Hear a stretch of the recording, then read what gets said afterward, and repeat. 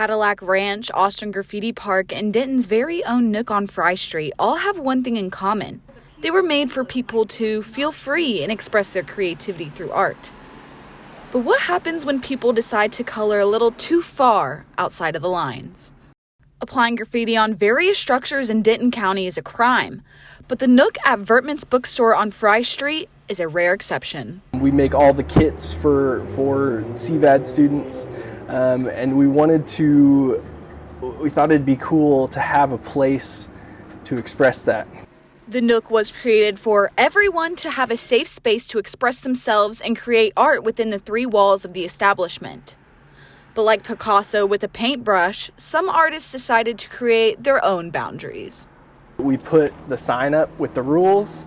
Obviously, some of the rules are not to paint outside the Nook. We've got a big building, and we've got a few other properties around the building, and in the past we've dealt with people tagging those without our permission. And Vertman's isn't the only location in Denton where people go to graffiti.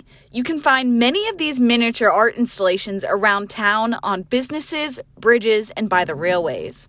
Few might argue that all graffiti can be forms of art, but artists are urged to find other avenues to express themselves. I don't want to discourage young artists from, exploring their development as artists. I would just encourage them not to do that on our buildings and facilities. The city of Denton wants to remind the community that all graffiti is illegal with the hashtag Denton Cleanup, a system that helps businesses and property owners easily report and remove all tags and acts of graffiti.